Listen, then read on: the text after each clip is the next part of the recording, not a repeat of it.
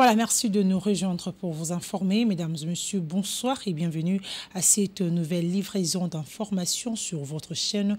À la une de l'actualité, la Cour constitutionnelle a examiné ce lundi 5 février le requête des candidats dont le suffrage ont été annulés par la centrale électorale, notamment pour violation de règles électorales. En croire le député national invalidé Ntingi Mpululu, la démocratie est en péril en République démocratique du Congo.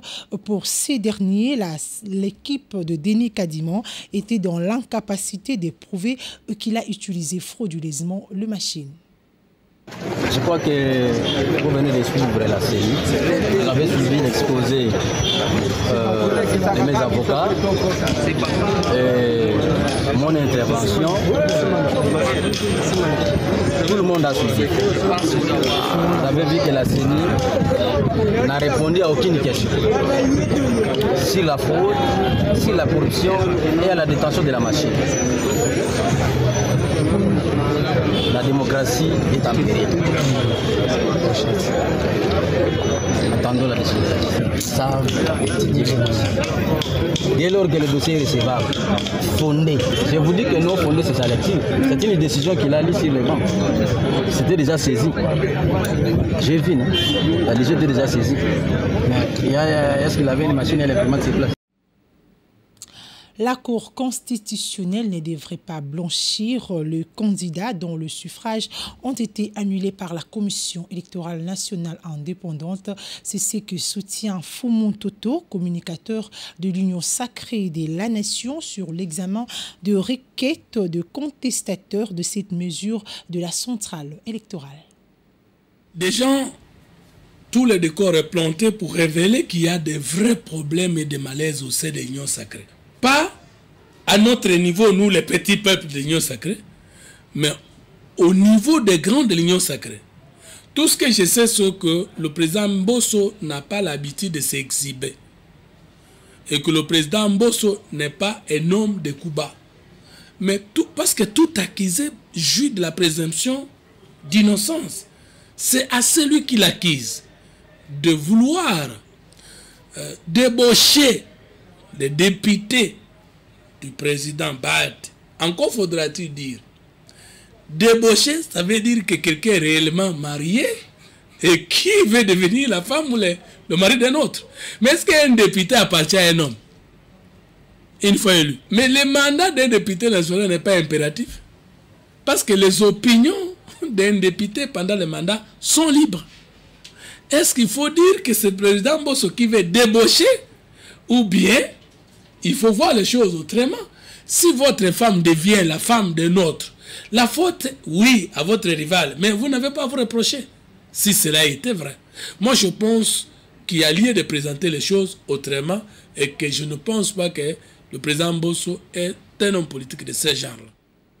L'Assemblée provinciale de Kinshasa a ouvert ce lundi 5 février 2024 la session extraordinaire du début de la législature de 2024-2028 et a procédé à l'installation du bureau d'âge devant conduire les travaux jusqu'à l'organisation des élections du bureau définitif plutôt de cet organe délibérant.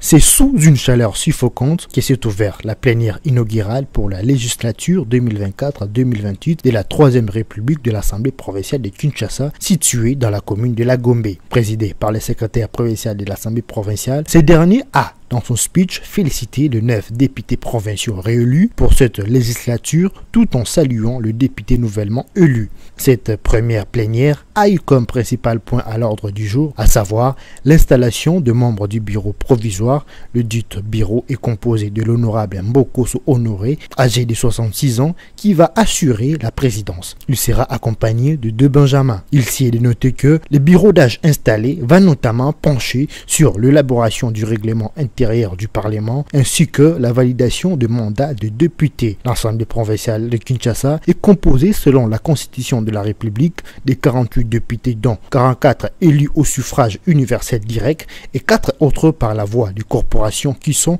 principalement de chefs coutumiers.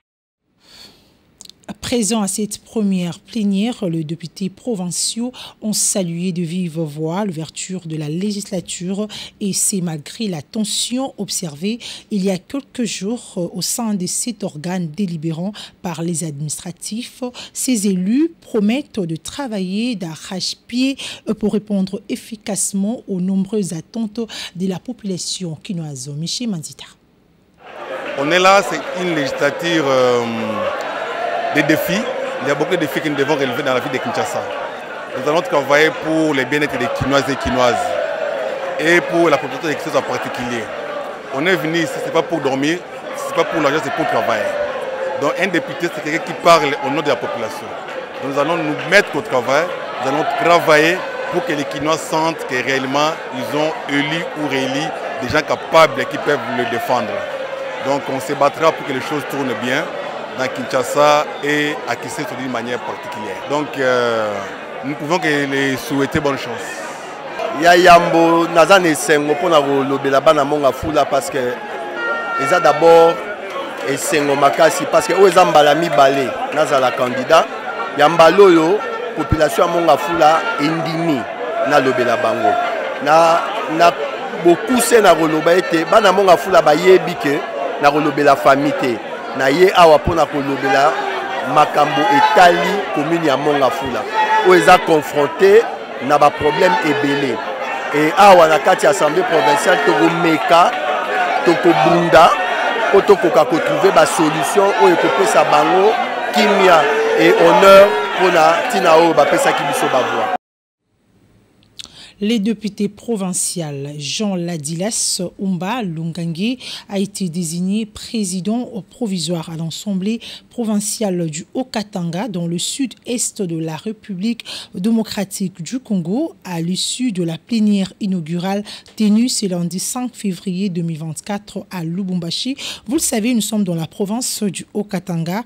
Julien Kassanga et Moïse Yamba, tous âgés de 31 ans, vont accompagner cet élu de 74 ans à la tête du bureau d'âge comme secrétaire. La Commission électorale nationale indépendante a annoncé les reports à une date ultérieure des élections de sénateurs, gouverneurs et vice-gouverneurs dans les provinces de Mai-Ndombe et Nord-Kivu, plongés dans l'insécurité. Dans son communiqué rendu public le dimanche 4 février, la centrale électorale précise qu'en Ituri, l'une des provinces sous état de siège où les élections de députés provinciaux ont été organisées le 20 décembre dernier, seule l'élection de sénateurs est prévue. Le président d'Ensemble pour la République, Moïse Katumbi, a présidé ce lundi 5 février une réunion du comité directeur du parti élargi aux députés nationaux et provinciaux, axé notamment sur les enjeux politiques. 2 jours durant, le chairman d'Ensemble et les cadres de son parti vont cogiter sur la possibilité de participation ou non de ces députés nationaux à l'Assemblée nationale durant cette législature. Nous y reviendrons avec force et détails dans nos prochaines éditions. Et puis les États-Unis d'Amérique appellent de nouveau le Rwanda de retirer ses troupes du sol congolais car son appui aux rebelles du M23 contribue davantage à déstabiliser la partie est de la RDC. Par la même occasion, les USA demandent à d'autres groupes non étatiques à cesser les hostilités et à déposer les armes.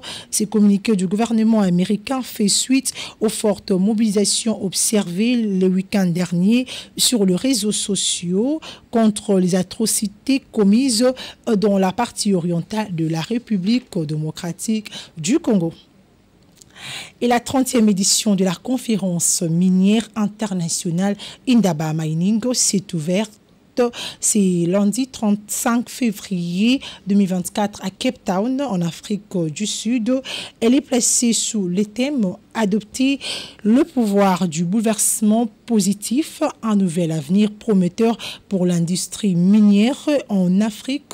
Représentant la République démocratique du Congo à ses assises, le Premier ministre Jean-Michel Sama-Lukonde a vanté la richesse sous-sol que renferme le pays de Félix-Antoine Tshisekedi Tshilombo pour une transition énergétique. Solange Makwanya. En rapport avec la thématique de ces assises, je tiens à rappeler qu'au regard de ces ressources minérales, nombreuses et diversifiées, la République démocratique du Congo s'inscrit comme un acteur incontournable dans la perspective d'un avenir radieux pour l'exploration minière africaine. La République démocratique du Congo renferme dans son sous-sol une panoplie de minéraux précieux pour la transition énergétique, tels que le cobalt, le cuivre, le lithium, le nickel, le manganèse, l'aluminium, les phosphates, les terres rares et le zinc, en sus des gîtes géothermiques. C'est donc dans ce contexte et suivant la vision de son Excellence M. Félix-Antoine Tshisekedi que s'inscrivent nos politiques économiques et sociales dans le secteur minier qui permettront d'atteindre une exploitation croissante et propre au profit des communautés locales qui doivent en être les principales bénéficiaires. Je pense ici à notre jeunesse en quête d'emploi, et particulièrement les populations de l'Est, la République démocratique du Congo, victimes jusque-là de guerre et d'agressions injustes, et pour lequel aucun effort n'est ménagé afin d'y restaurer la paix et la stabilité. Les exigences d'une économie globalement plus verte nous conduisent inévitablement à reviser notre manière de produire et de consommer les biens et services de différentes natures. La situation sécuritaire dans la partie est de la République démocratique du Congo, cette question était au centre des échanges ce lundi 5 février entre Jean-Pierre Lacroix, le secrétaire général adjoint des Nations Unies, les gouverneurs militaires du Nord Kivu ainsi que la force vive du pays. Jean-Pierre Lacroix a affirmé la détermination des Nations Unies à intensifier son travail tout en soulignant la nécessité d'une coordination de la SADC pour la paix dans la partie orientale de la République démocratique du Congo. Le degré d'attention s'agissant de ce qui se passe en République démocratique du Congo continue d'être extrêmement élevé et que nous sommes absolument déterminés à non seulement continuer mais à intensifier le travail. Il y a, je crois, une situation qui est préoccupante, notamment au Nord Kivu. Notamment à Goma, nous avons parlé avec monsieur le gouverneur du travail en commun, notamment de la coordination avec les FARDC, de la nécessaire coordination aussi avec les autres acteurs, notamment la force de la SADC qui est en cours de déploiement, et souligner le fait que cette coordination était plus importante que jamais, d'autant plus que nous sommes engagés dans des opérations, notamment celles visant à protéger la région de Goma, avec un déploiement, un dispositif très important qui est sur place, qui est encore une fois un dispositif conjoint avec les FARDC.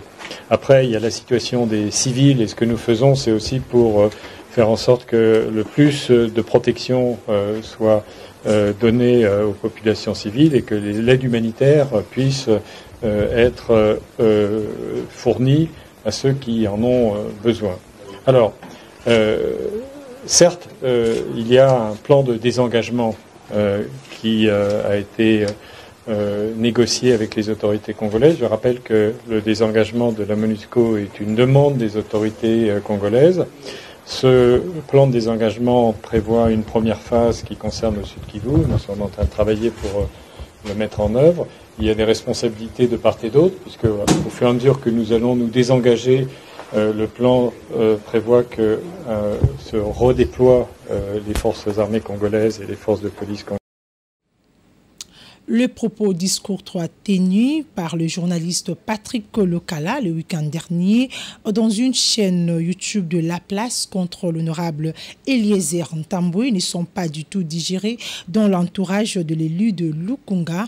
Au cours d'un point de presse organisé ce lundi, Fofana Epenge met en garde tous les commanditaires de ces jeunes journalistes en quête de positionnement. Un cinglant recadrage de Fofana Epenge au journaliste réfractaire Patrick Lokala, aujourd'hui en quête des positionnements, bien après avoir mordu la poussière aux législatives nationales, valait son pesant d'or. Imbu de lui-même, Patrick Lokala continue toute honte but et sans scrupule aucun de se mesurer à l'élu de Lukunga, dont la brillante réélection ne fait plus l'ombre d'aucun doute. Très révolté à la suite de propos désobligeants tenus par ce journaliste aux abois, Fofana Epenge, journaliste et proche de l'honorable Eliezer Ntambwe, dénonce l'attitude d'un manipulateur véreux et met en garde ses commanditaires.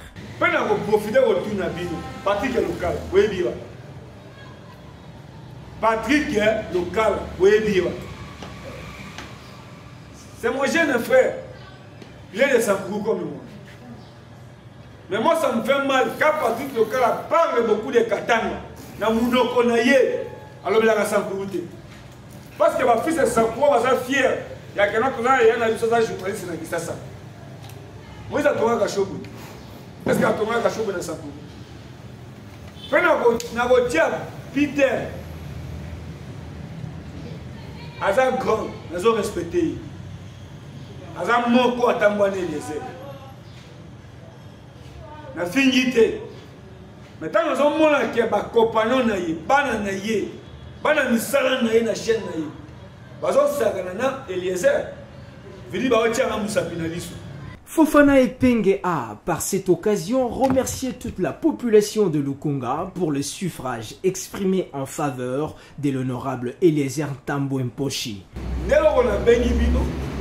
Premièrement, il faut remercier Lukunga. Oh, ils ont 7 communes.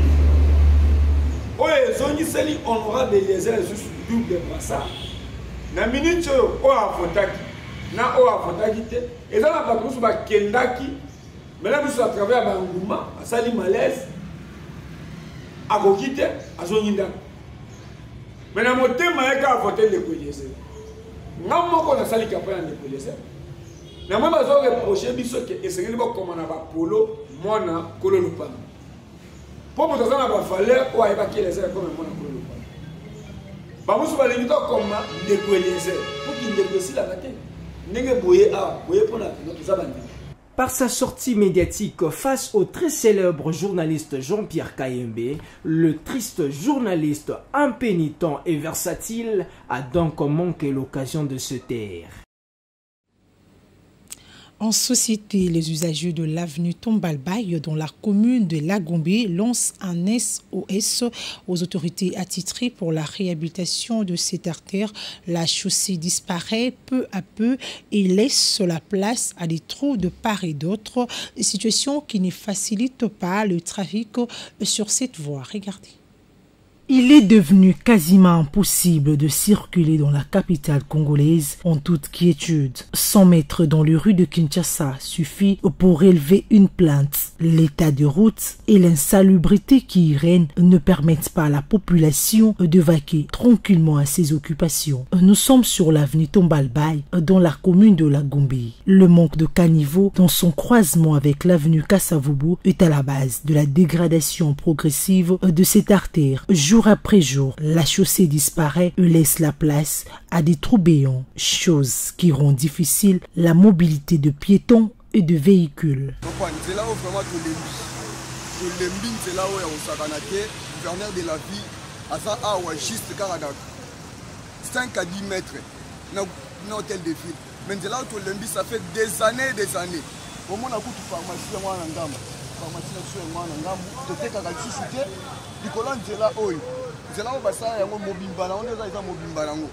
Mais c'est là mobimba où tu as ça la raté. Je ne sais pas ce qui gouvernement il y a du soin ils a gana. Tu vas l'ande là, ça va suffire avant c'est là où tu es baraté.